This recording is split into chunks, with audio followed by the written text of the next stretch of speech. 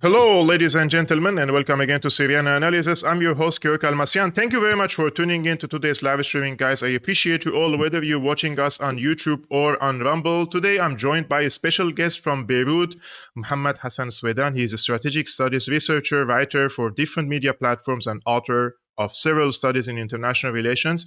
First of all, Mohamad, thank you so much for coming to the show, and I hope that you're doing well and also your family are safe in Beirut as Israel bombed yesterday the southern suburbs of Beirut. Thank you, Kevork, for hosting me here. And yes, we're safe, of course, and I hope things move further for better days. As we say, inshallah, but it seems that the situation is, it looks to me like it's like a snowball, and when it starts to crumble, it's just collecting more snow, but this time it's collecting fire. And we can see that this situation is, it's moving from tit for tat into more, let's say, larger type of warfare between the different actors in the region. I would like to ask you first about the nature of the attack in Beirut. Many people are confused. What happened in the southern suburbs of Beirut? I mean, the nature of the attack, was it a drone attack? Was it a fighter jet? Do we know about it? And who was the target in this case? Well, there's still not a lot of information or formal information about the topic. There's a lot of analysis about it. Till now, what's known is that it's with fighter jets, mainly F-15 or F-35. It's still not decided yet. And the target was, as Israel said yesterday, was Fuad Shukr, which is one of the main military leaders for the Lebanese resistance. So he was the target, and they used fighter jets. Of course, this is the fighter jets is an analysis, not still an information. Still waiting for the final decisions to know what really happened there. So they targeted him under the narrative of a response for something the Lebanese resistance said that they didn't do. So, and this is the main dilemma here, is that the Lebanese resistance is considering what happened an initial attack on the Beirut suburb, whereas Israel is treating it as a response for an attack that the Lebanese resistance said it didn't do. And that's the dilemma here. That's the problem between the two narratives, the 2 points of views. But, the thing that people should know is that the Israeli narrative has no evidence that proves their point of view, although they have the ground. They have the Golan Heights, Majd al-Shams, where the incident happened. They have access to it. So they went there, their leaders went there, they could do their analysis there, but they didn't give any clue, any evidence of their narrative. And that's why it's so doubtful. One. Number two is that, well, let's review history. Well, history is full yes. of Israeli leaders lying in narratives. Well, let's see how they viewed, or how they told the world about October 7th. They told the world that October 7th is the beginning, neglecting the 40 years before of it, neglecting that Gaza really is the biggest prison in the world, neglecting every fact found there. And that's what they really do. So between two sides, one that is, and it's so important also to note that Israeli media calls Sayyid Hasan Nasrallah the most honest person. They say, Israelis say, we believe this guy more than we believe our leaders. So this guy that the Israelis believe has said that the Lebanese resistance isn't responsible for that attack, whereas the ones who lie, who are known for lying, are saying, well, Hezbollah did it. So I think it's clear who is on the right track and who is not on the right track.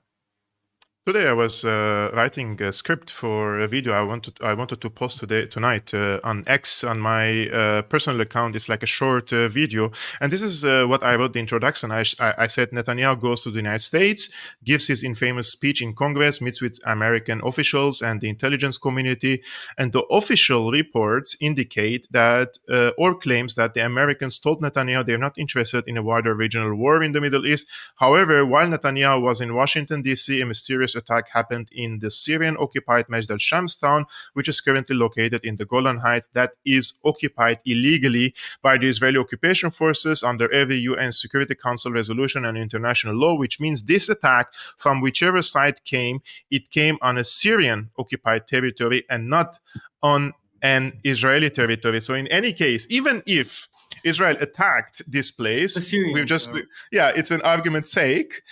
Israel doesn't have the right to defend itself and retaliate because it was attacked in the Golan Heights. Yeah, and let me add one thing, is that the Americans have been adopting the narrative of they are the ones protecting international law from the Russians and the Chinese ones. Mm-hmm. Well, they are the ones who didn't abide by international law in every aspect since October 7th till today. And even they said that the Golan Heights is an Israeli land.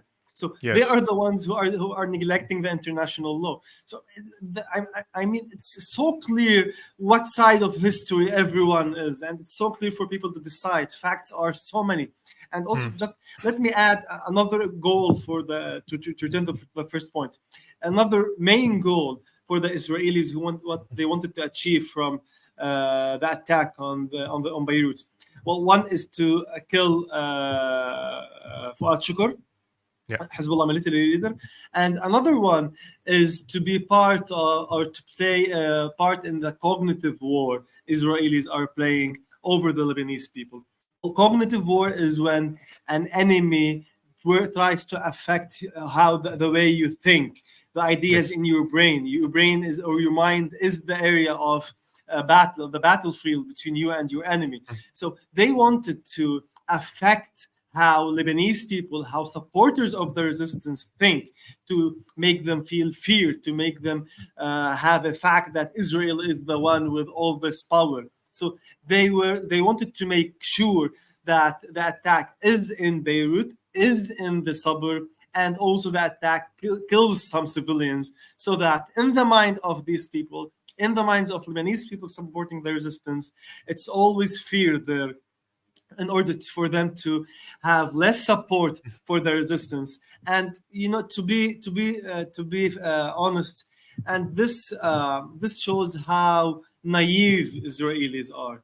I think the Lebanese resistance, every in its hierarchy, the Lebanese resistance has martyrs from every level of hierarchy, from the Secretary General Sayyid Abbas al-Musawi in the 90s, reaching to the lowest person in the hierarchy, people fighting in the battlefield. They have martyrs in every place, and the Israelis have been killing people from the resistance throughout the last tens of years. And how did this affect the Lebanese resistance? Well, let's remember that the resistance was only a local power, only in Baalbek in Lebanon. Then it became a local power in all of Lebanon. And then after 2006, now Americans and Israelis are speaking about it as a regional power. So it is a fact throughout history that killing leaders does not have any impact on the Lebanese resistance, but rather all the killing has only led it to move from a local party to a regional power. Thank you so much for answering this. I was intending on asking about this, the impact of such assassinations. I mean, the track record shows that every time they assassinate a leader from Hezbollah or any other group fighting against Israel, the party or the group becomes more emboldened, and a new leader all of a sudden spawns from nowhere, and a new ghost is created for Israel for another decade or two or three, and then they assassinate this person, and the circle is just going on and going on.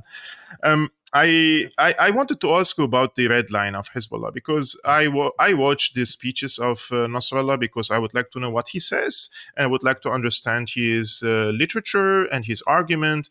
And he said that if you bomb Dahiya means the suburbs of Beirut in Arabic, or he means the southern suburbs of Beirut, which is also technically the capital of Beirut.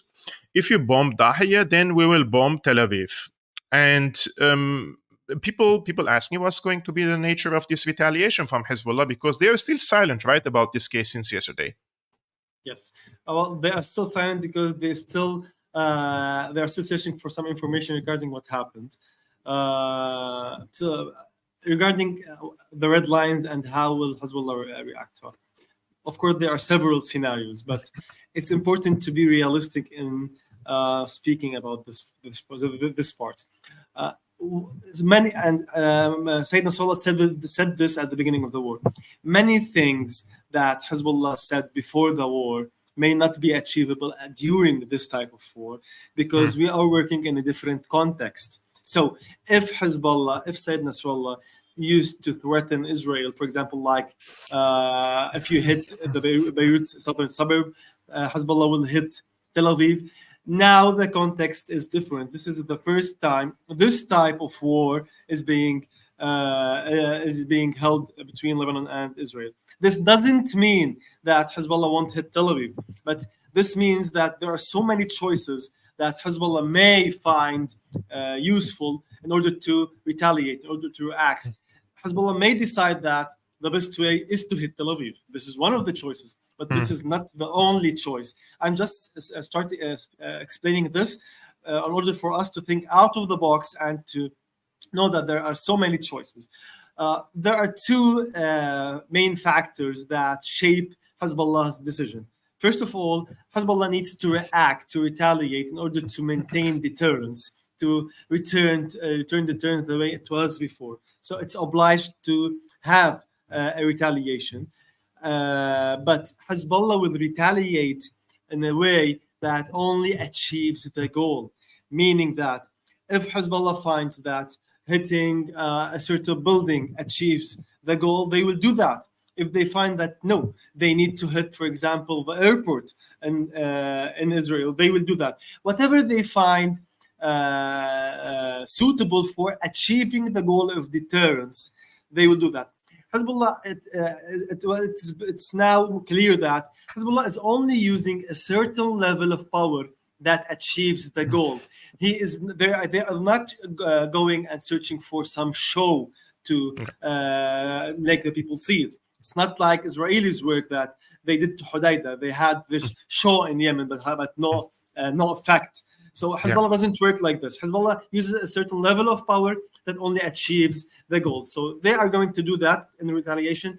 And number two, which is a very important point, whatever Hezbollah does, we should never forget the context, meaning that in the last 10 months, let's enter Google, write two words, Hezbollah Israel or Lebanon Israel, and you will see tens of articles in Western media, in Israeli media, speaking about Israeli strategic defeat with Hezbollah.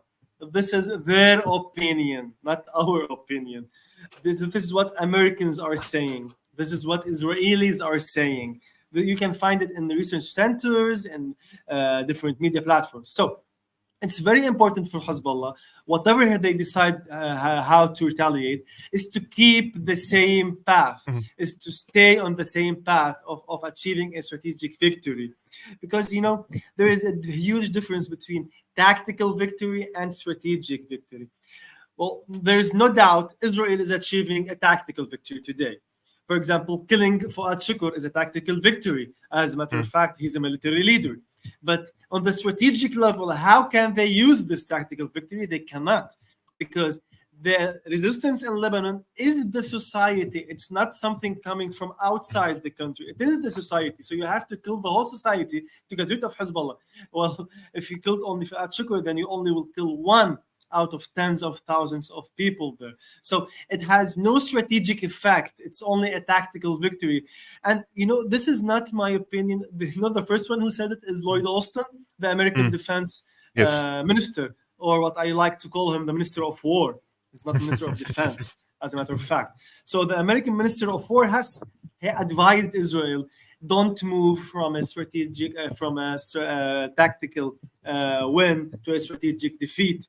Be able to use what you achieve tactically in a strategic victory. But Israelis, because they are not able to achieve this strategic victory, they are cumulating on the tactical wins, and that's with all people who understand international relations, understand politics, and understand international security. This is how you achieve the strategic defeat. And another final point. Well, there's something international security in the study of wars. It's called when you reach a peak point in Yes. military activity.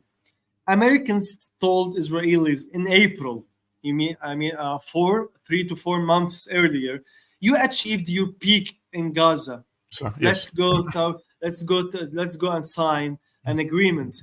Israel didn't abide by the American advice. Well, it is a fact today. Israel reached a peak in every field it's acting, and that's why it's searching for a tactical win that really has no strategic power. Actually, I just want to ask the followers something, because since you mentioned that the spawn of Hezbollah was from Baalbek, and everybody is now talking about the hashish in Baalbek. I don't know why people are talking about that in the comments. Focus on the real issue here, guys. And also, there is something that I watched yesterday. I want to show this to the audience and to you. I'm sure that you watched this yesterday. The Sky News correspondent was in the southern suburbs of Beirut, and she was confronted by one of the bypassers who rejected the wording of Hezbollah to be as a militia. Take a look, guys, of this video. It's interesting. Iraq as well.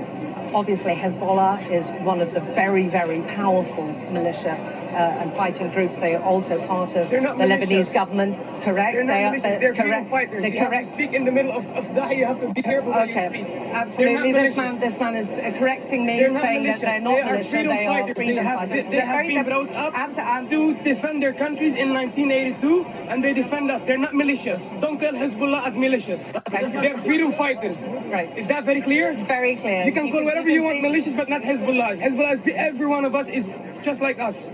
What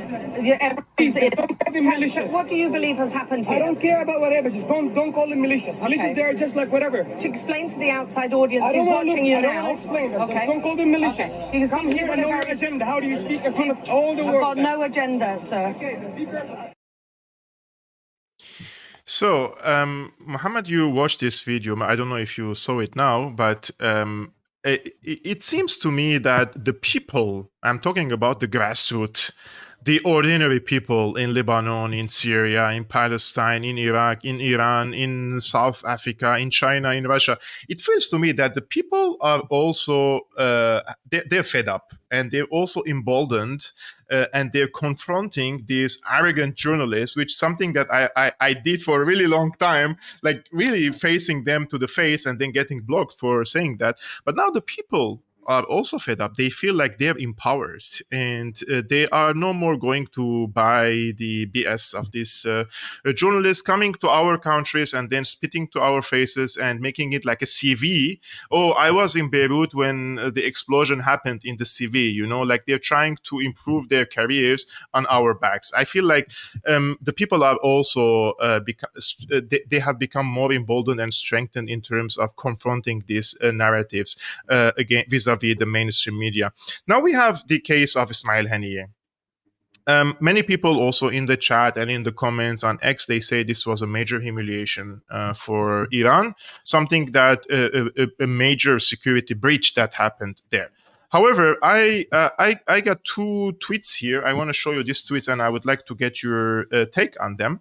The first one is by Vali Nasser. Vali Nasser, he is a professor at Johns Hopkins, and I just want to see the screen. Yeah, so he says Israel's two assassinations, regardless of the reason behind them, were done in deliberately provocative manner designed to invite escalatory retaliation.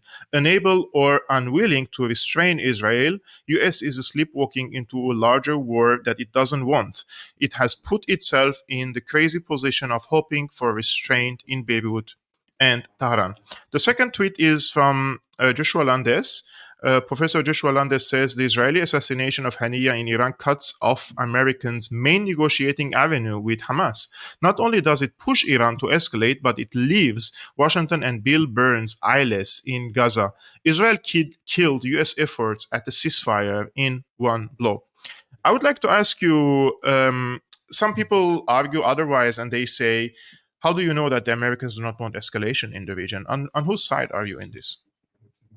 Well, I think today it's too easy to analyze the situation because, well, let's speak pragmatically, based only on interests, regardless of how do I see the Americans. First of all, it's for sure American interest for Israel to win the war. One. Two, it's for sure an American interest that Hamas and Iran and the acts of resistance is destroyed. Two.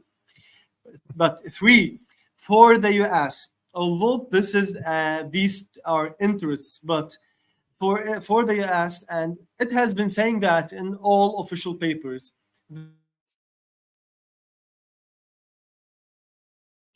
I think we momentarily lost. Just a second. I think your voice has got. Yeah, I can hear you very well again. Okay. So it's for sure an American interest in the region to destroy Iran and acts of resistance and for Israel to win the war. But this comes at a cost. And can the US bear this cost? Let's see. Well, the official documents of the US state that number one priority is China, number two priority is Russia.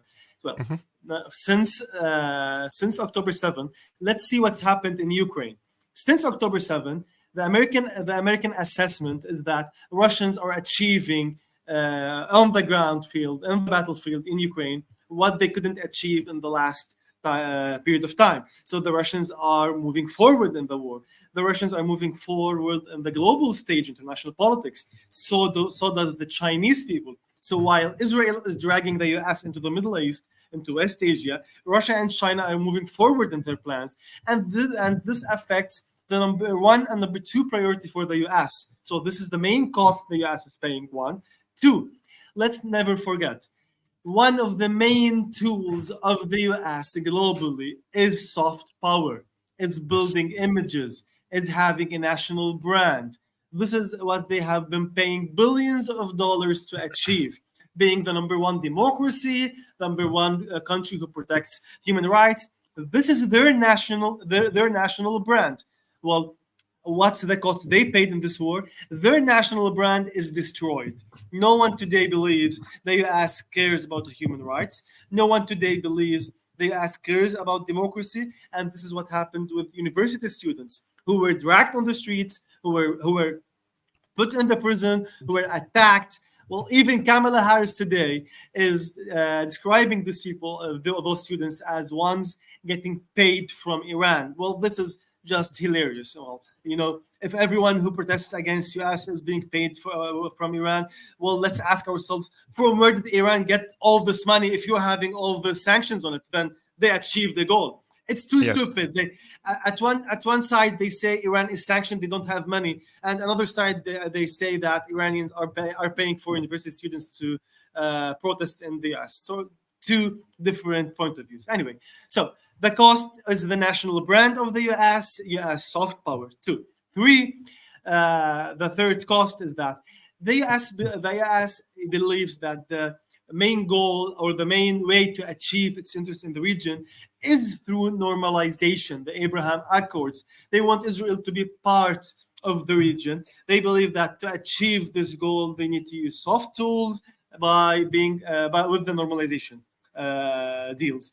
Well, continuing this war affects these normalization deals and thus affects the American interest. Number four, and finally, the US also needs Israel to stay strong, or it will not be attractive for other countries in the region to have deals with. 10 months of war, Israel couldn't finish fighting in Gaza. Well, is this the strong entity the US wants it to be? So there is no doubt the US wants Israel to win, but the cost of winning is huge, and that's why the US prefers. It's a pure pragmatic point of view. It's pure point of view out of interest, out of American interests only. That's why they want the war to stop. The main divergence between Netanyahu and Biden, and I think this is the main point, they both of them differ in the way they define Israel. For the US, Israel is an entity that does a job. Its job is to be the police officer of the region. Its job is to be the one that the US hits countries with.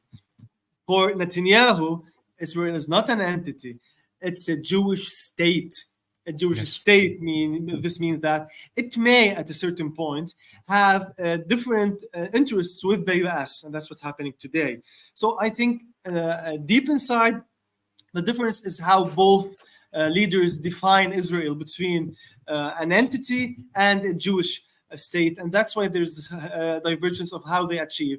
And let me just say a final point. You know, when I ask you, when I ask you today, who won the Vietnam War? What's your answer? If you ask the Americans If I ask or you, who won the Vietnam War? the Vietnamese, Vietnamese. Where is Vietnam today? in its economic situation or in strategically? No, in international relations. It's an ally of the US, right? Yes, it is an ally of the US, and it's So now. so the country that beat the US years ago now is one of the first allies of Asia. Do you know how? Yes. Because after they won militarily, the US worked through soft power tools in Vietnam.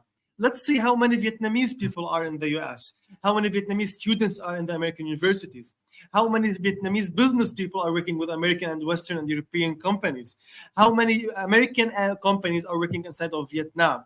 How many American media is found in Vietnam? The mainstream media, what's the narrative in Vietnam? So what happened is that after the US failed militarily, they achieved the goal of winning the Vietnamese through soft power. That's what they are telling the Israelis.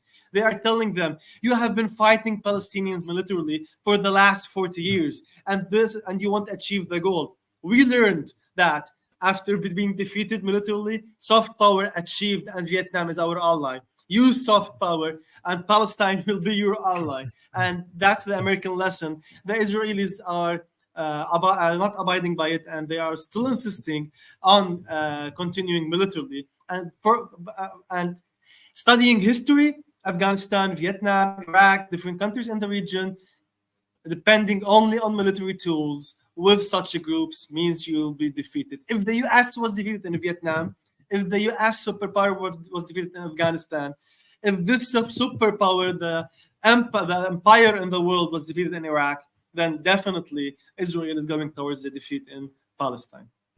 But I mean, you're mentioning this Vietnam example, and that's very interesting because similar experiences or scripts are copied nowadays in Lebanon, in Syria, in Palestine, in different countries in the Arab world. And you see that there are increasing number of activists, journalists, so-called intellectuals.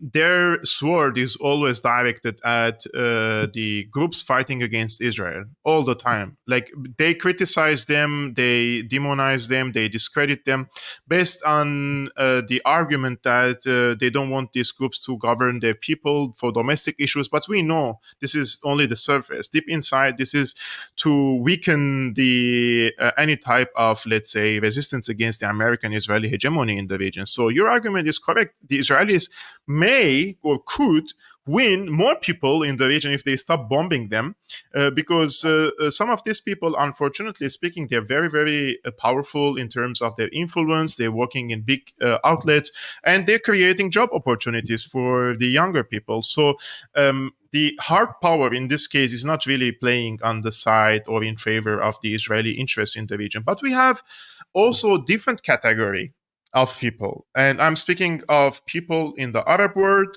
and in the Islamic world. And I want to show you a few examples that I copied today from X.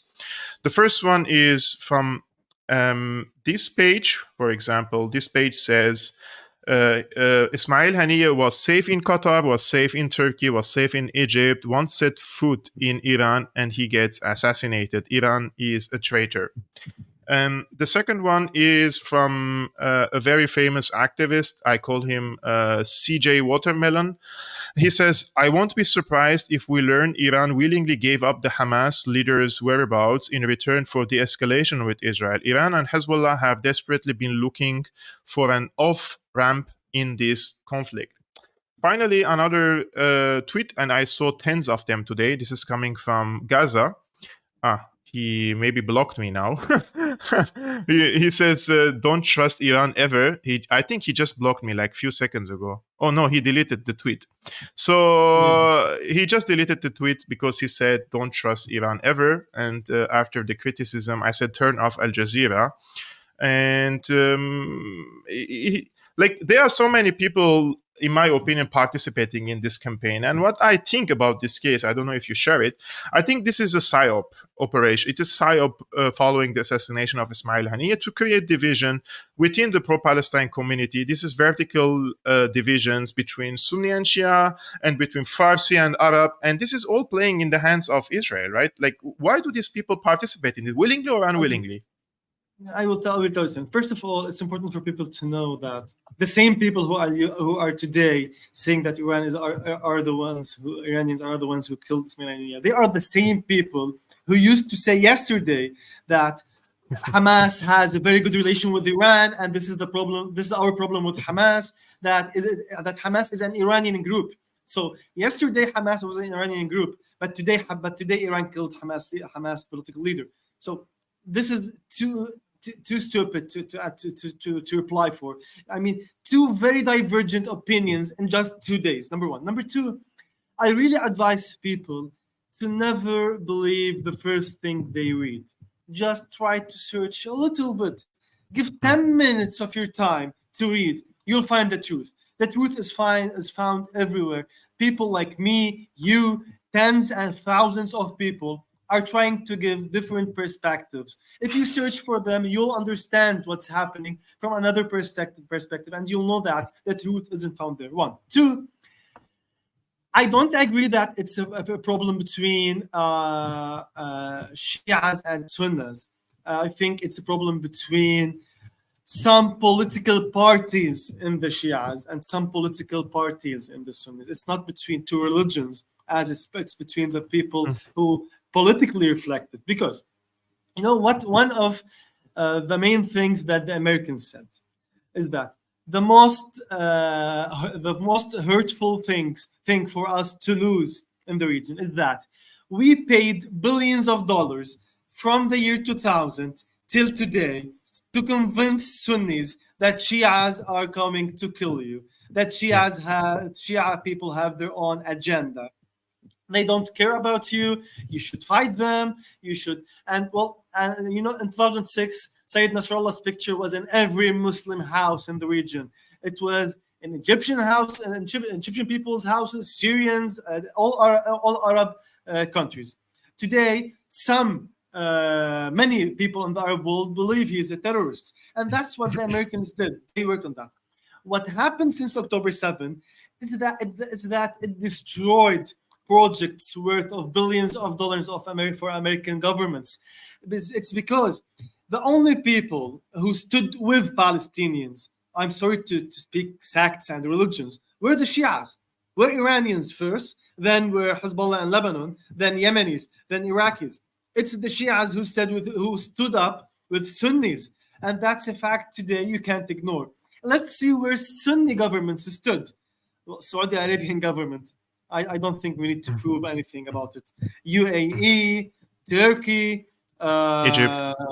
Egypt, Jordan. It's too obvious where everyone stood. I mean, it's too obvious. Sunni people saw it, so that so what the Americans were telling us, what we were seeing on mainstream media, what American articles were writing, what people were telling about Shias is wrong. These people are dying for Palestinians. So how does this work? Well, this is the fact that October 7 showed. Yeah. Let's return to April 14. On April 14, when the Iranians fired missiles and drones over Israel, the Arab Sunni world stood with Iran.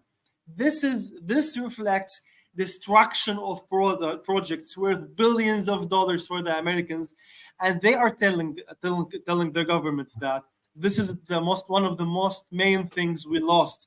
It's not so. That's why I think it's American government working with some so-called Sunni leaders, because I don't believe in any way that they reflect neither Islam nor Sunni religion.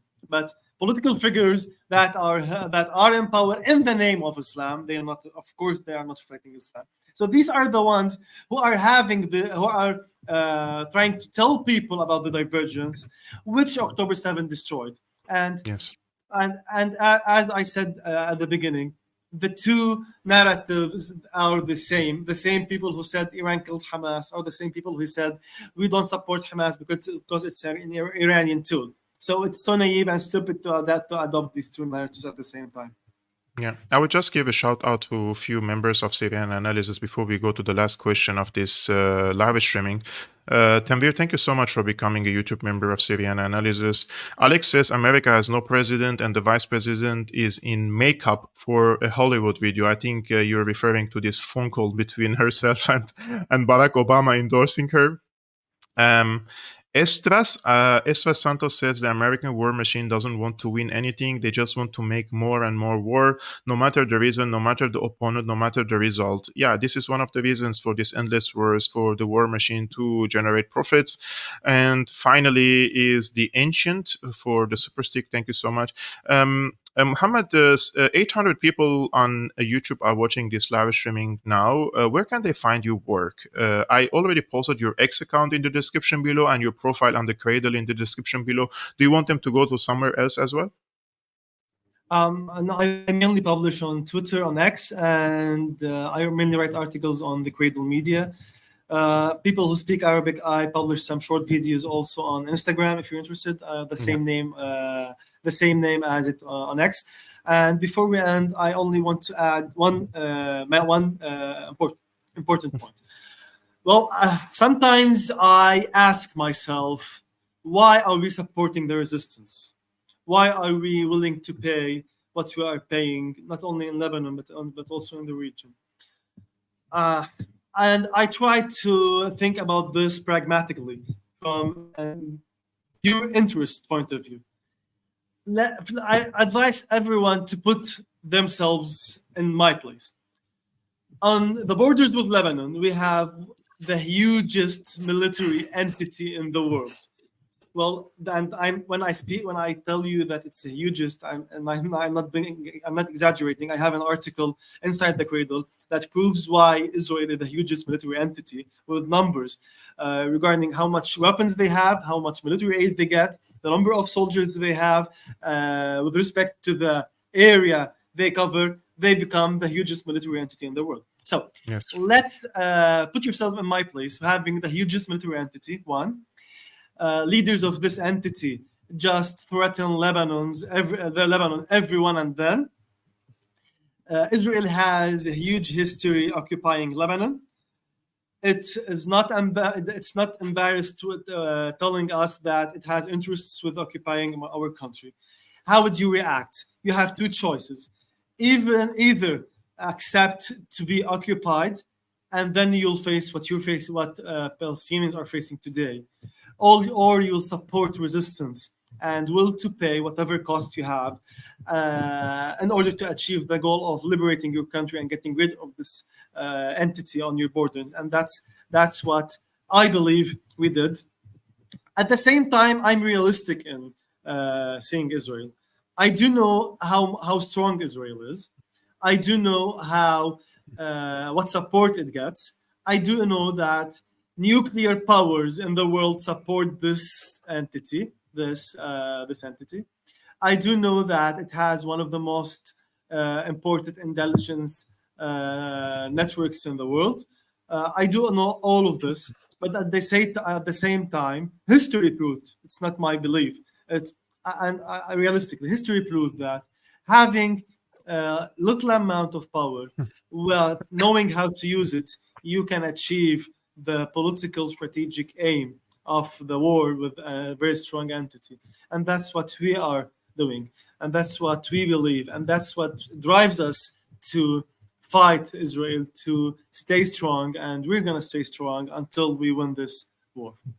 I mean, the only reason why Israel hasn't invaded in a full-out war against Lebanon for 10 months now is the fact that Hezbollah can destroy every city and every town in Israel. Otherwise, Israel. You remember in '82 they were cruising in Beirut, Exactly. and they were just walking like there is no resistance back then, like this, right? Exactly. And this was the spawn of Hezbollah. For people have to understand the context. You have all the right to disagree with the ideology, with the religious affiliation or norms or values of any group in Lebanon or in Palestine. I have been criticizing Hamas for how long. People who know me, they were surprised. I've been criticizing them a lot, especially with their affiliation with Turkey and Qatar and how they abandoned the axis of resistance and they joined the axis of the Arab Spring because they were promised bigger political carrots. Let's say people like Ismail Haniyeh, who was assassinated. But during the time of the serious geopolitical strategic conflict with Israel, although I still consider Hamas betrayed Syria, but I'm not going to backstab the Palestinian people. This is the point. I'm not going to backstab the Palestinian people. I'm not going to backstab the Lebanese people. I want for these people to have justice. And myself in Syria, I want for the Syrians to have justice. I want for the Golan Heights to return. And the only way possible for this to happen is strength. When I was reading to Hasan yesterday, and he said, John Kirby says that Golan is Israel. I mean, this is another level of disrespect for international law, for the UN Security Council resolutions. So what can you do against the United States and against Israeli arrogance and the way they are occupying your territory, except you fight against them? Like, I'm not calling for a bloodshed in this case, but strength, telling them stop. At least stop. You cannot invade my country. If you invade my country, I'm going to destroy your country. That's how you deter them from occupying at least more territories. And this is on the side. And this is the side that I am in. And the main factor that helps our axis is that, thank God, our enemy is stupid. And a clue and evidence for it. Well, do you know after the Israelis hit the Iranian consulate in Syria, what the intelligence assessment was? The intelligence assessment is that Israel made a mistake hitting the consulate. Well, the same entity that did that mistake did the same mistake by hitting Tehran today. So this in Lebanese we say, I'm sorry from the word, but the donkey learns from his lesson the first time.